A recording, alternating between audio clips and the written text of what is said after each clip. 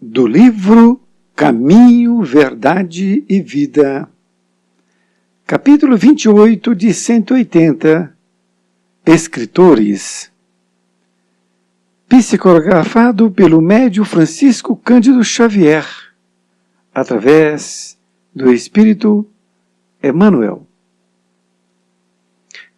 28. Escritores.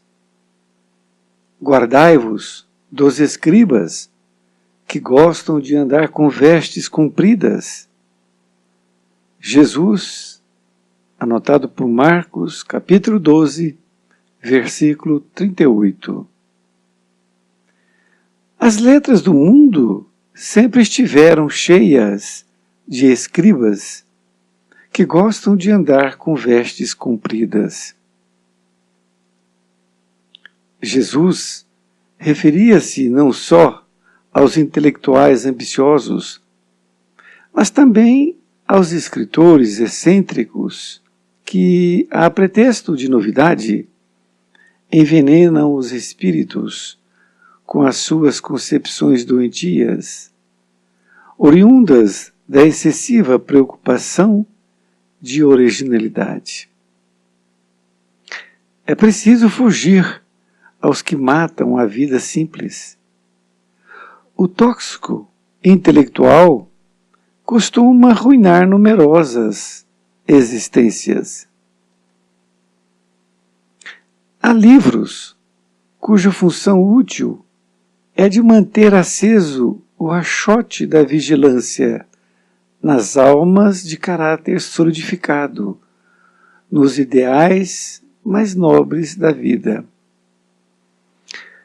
Ainda agora, quando atravessamos tempos perturbados e difíceis para o homem, o mercado de ideias apresenta-se repleto de artigos deteriorados, pedindo a intervenção dos postos de higiene espiritual.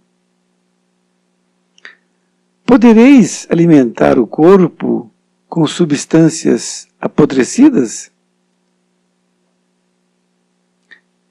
Vossa alma, igualmente, não poderá nutrir-se de ideais inferiores, na base da irreligião, do desrespeito, da desordem, da indisciplina. Observai os modelos de decadência intelectual e refleti com sinceridade na paz que desejais intimamente. Isso constituirá um auxílio forte em favor da extinção dos desvios da inteligência. Emanuel Pedro Leopoldo, 2 de setembro de 1948. Querido amigo, querida amiga, aqui estamos nós, diante do capítulo 28 de 180, que Emmanuel intitulou de Escritores. Então, neste capítulo, que leva o nome de Escritores, Emmanuel utilizou a passagem anotada por Marcos, no capítulo 12, versículo 38. Esta passagem foi dita por Jesus, que disse: guardai-vos dos escribas, que gostam de andar com vestes compridas. Então a mensagem de Jesus, guardai-vos dos escribas, significa acautelai-vos dos escribas. Tomai cuidado. A palavra escribas, quem eram os escribas? Se nós nos reportarmos ao Evangelho segundo o Espiritismo, nós temos aqui, na introdução do livro, no item 3, Notícias Históricas, muito interessante, porque ele fala dos samaritanos, dos nazarenos, publicanos, enfim, fala o que significa cada uma dessas palavras. E aqui está escrito quem eram os escribas. Então, os escribas era o nome dado, no princípio, aos secretários dos reis de Judá e a certos intendentes dos exércitos judeus. Mais tarde, essa designação foi aplicada especialmente aos doutores que ensinavam a lei de Moisés e a interpretavam ao povo. Então, escribas eram os antigos secretários dos reis de Judá e certos intendentes, dos exércitos judeus. E mais tarde essa designação foi aplicada especialmente aos doutores que ensinavam a lei de Moisés. Então, essa designação escribas, tanto os escribas quanto os fariseus, eles perseguiam Jesus. E Jesus não deixava por menos, porque sabia muito bem o que vinha na cabeça deles. E Emmanuel faz agora uma colocação atual, não é? Ele diz que as letras do mundo sempre estiveram cheias de escribas que gostam de andar com vestes compridas. Então, na época, os escribas eles andavam de roupas compridas e gostavam de ser vistos pelo povo, não é? E então Emmanuel ele coloca aqui que o mundo sempre esteve cheio de escribas, sempre esteve, não somente naquela época. E é isso que nós vamos ver agora, as explicações de Emmanuel. Ele continua, então, na segunda parte.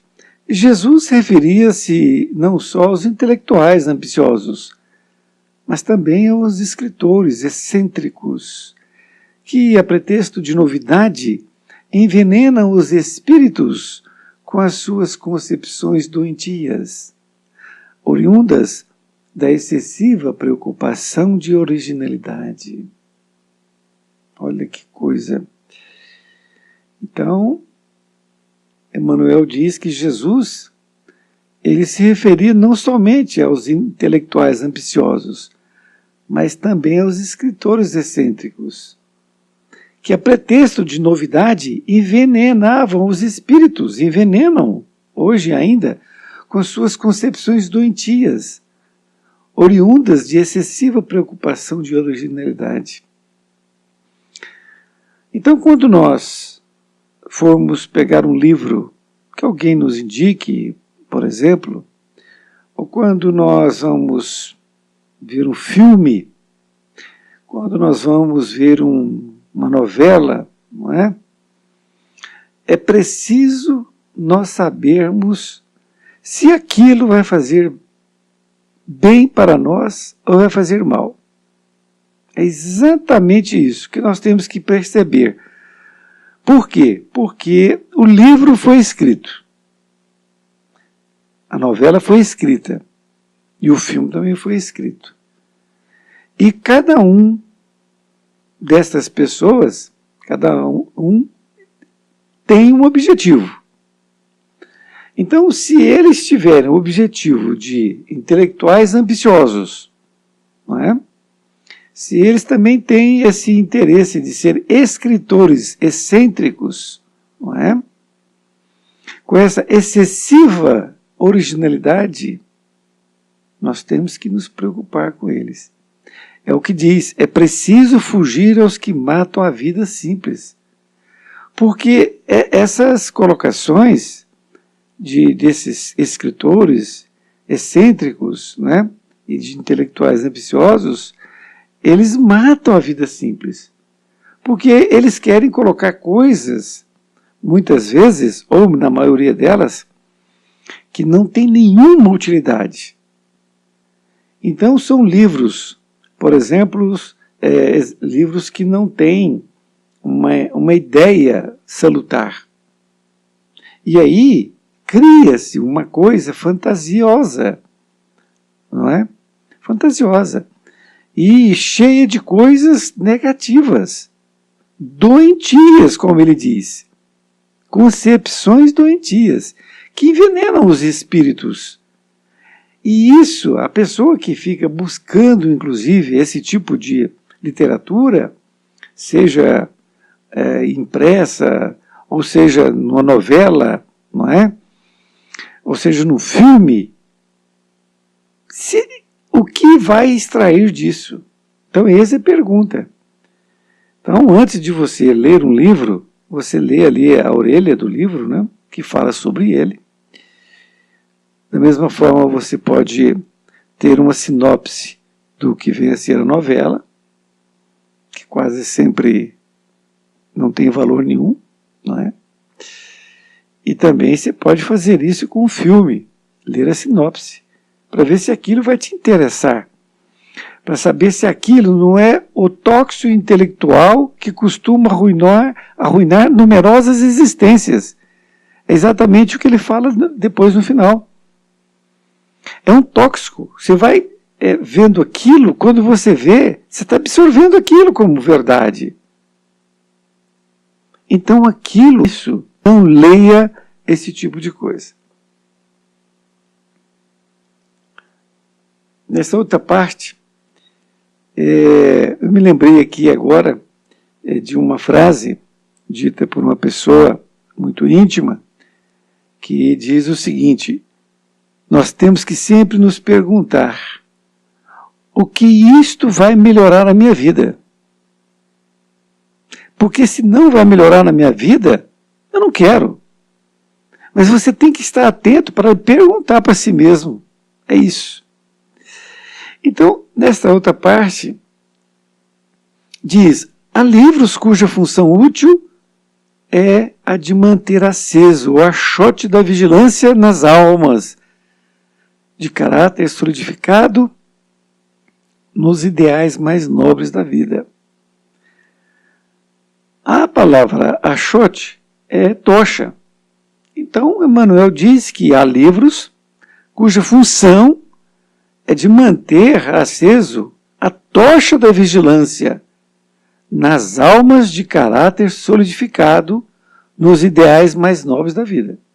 Então, são livros que é para nos manter vigilantes, para que a gente possa ficar bem atento a isso. Emmanuel continua dizendo: ainda agora, quando atravessamos tempos perturbados e difíceis para o homem, o mercado de ideias apresenta-se repleto de artigos deteriorados, pedindo a intervenção dos postos de higiene espiritual.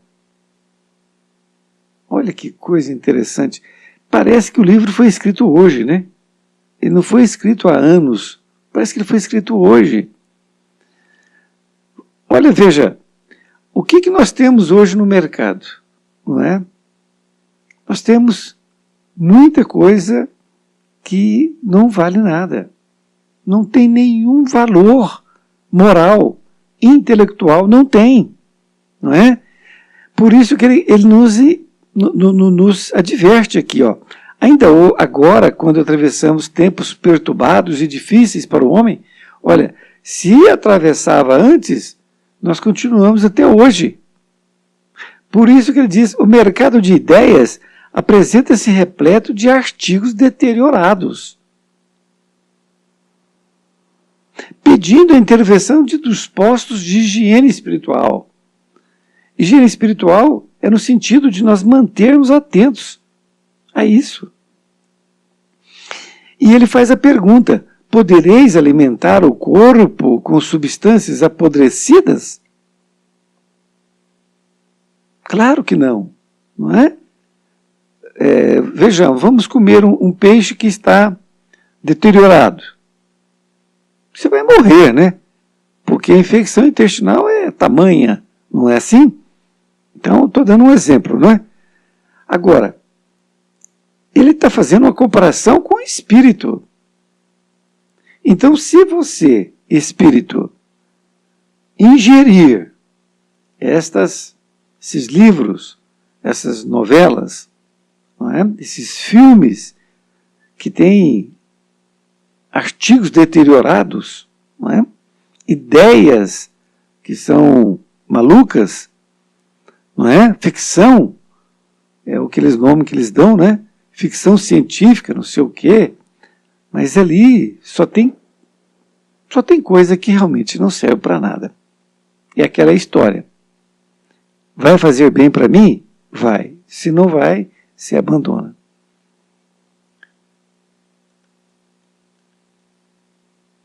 Nesta outra parte, ele diz assim: vossa alma igualmente não poderá nutrir-se de ideais inferiores, na base da irreligião, do desrespeito, da desordem, da indisciplina. Então, assim como ele falou lá, perguntando se o seu corpo pode nutrir com alimento deteriorado, né? A vossa alma igualmente não poderá nutrir desses ideais inferiores na base da religião, ou seja, sem religião. Não é religião. Né?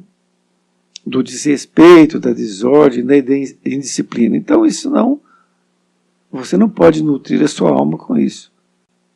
Na conclusão, Emmanuel coloca assim: observai os modelos de decadência intelectual e refletir com sinceridade na paz que desejais intimamente. Isso constituirá um auxílio forte em favor da extinção dos desvios da inteligência.